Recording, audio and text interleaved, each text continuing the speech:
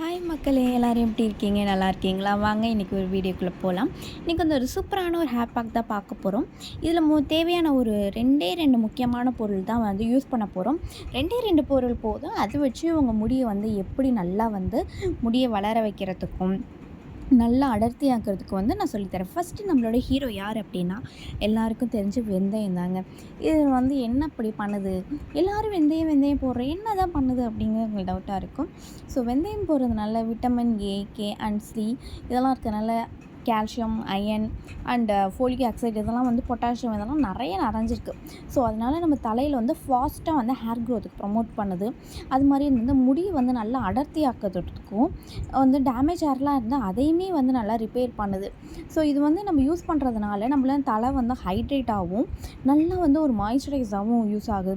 So நீங்கள் வந்து நல்லா ஷாம்பு போட்டு குளிக்கிறதுக்கும் நீங்கள் வந்து வெந்தயம் தேய்ச்சி குளிக்கிறதுக்கும் நீங்கள் இது இருக்குது பார்த்துங்களா. டேமேஜ் வந்து நம்ம வந்து டேமேஜ்னு சொல்கிறேன் அப்படின்னா, நம்ம சோப்பு அந்த சீயக்காய் கூட கிடையாது. பட் ஆனால் அந்த ஷாம்பு போடும்போது நம்மளுக்கு வந்து ஒரு மாதிரி ஹேர் வந்து ஒரு மாதிரி நைஸாக இருக்கிற மாதிரி இருக்கும்.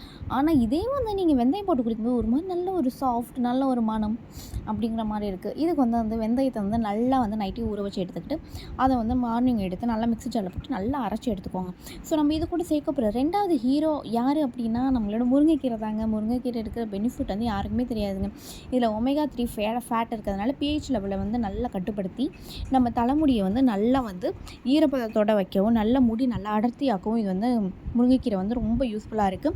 நீங்கள் வந்து வெந்தயம் அரைக்கும் போதே முருங்கைக்கீரையை வந்து நீங்கள் வந்து மிக்ஸி ஜாரில் போட்டு அதை உருவி போட்டு சேர்த்து அரைச்சி எடுத்திங்கன்னா அரைச்சிக்கலாம். பட் ஆனால் நான் வந்து ஆல்ரெடி வந்து முருங்கைக்கீரை என்ன பண்ணி வச்சுருந்தேன்னா, நல்லா பொடியாக்கி வச்சுட்டேன். வெயிலில் காய வச்சு நல்லா பொடியாக்கி வச்சதுனால நான் அந்த பவுடரை யூஸ் பண்ணிக்கிட்டேன். அப்படி வந்து இந்த பவுடர் தான் வேணும், பவுடர் போட்டு உங்களுக்கு யூஸ் பண்ணணும் அப்படின்னா நாட்டு மருந்து கடையில் எல்லா நாட்டு மருந்து கடையிலுமே உங்களுக்கு கிடைக்கும். நீங்கள் வந்து அதை யூஸ் பண்ணிக்கலாம். அதை வாங்கிக்கிட்டிங்கன்னா அதை வந்து நல்லா போட்டு இந்த வெந்தயத்தில் போட்டு நல்லா மிக்ஸ் பண்ணி எடுத்துக்கிட்டு நல்லா வந்து அதுவுமே ரொம்ப ஈஸி தான். முருங்கைக்கீரை கிடைக்காத பட்சத்தில் நான் சொல்கிறேன், முருங்கைக்கீரை இருந்தாவே வெந்தயத்து கூட போட்டு அரைச்சிக்கலாம். இதெல்லாம் வந்து சீக்ரெட்லாம் வந்து என்னோடய கேரளா ஃப்ரெண்ட் தான் எனக்கு சொன்னாங்க. அவங்களுக்கு கொஞ்சம் கொஞ்சமாக நானும் ஒரு டிப்ஸாக கேட்டு அவங்களுக்குலாம் சொல்லிகிட்ருக்கேன். ஸோ ரொம்ப ஒரு சூப்பரான ஒரு ரிசல்ட்டுங்க முருங்கைக்கீரைங்கள. இதுதான் நான் சொல்கிறேன். அந்த ஈரப்பதத்தை வந்து கட்டுப்படுத்திக்கும், முடி நல்லா அடர்த்தியாக்க வந்து முருங்கைக்கீரை வந்து ரொம்ப வந்து நம்மளுக்கு வந்து பலன் தருது.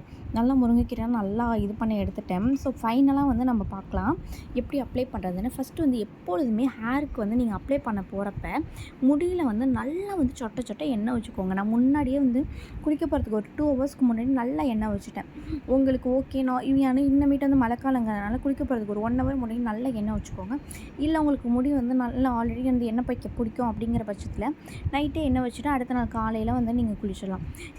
என்னோடய சேனல் ஃபஸ்ட் டைம் பார்க்கணும், சப்ஸ்கிரைப் பண்ண மறந்துடாதீங்க. முடிஞ்சால் எனக்காக ஒரு லைக் ஆச்சும் பண்ணிவிடுங்க.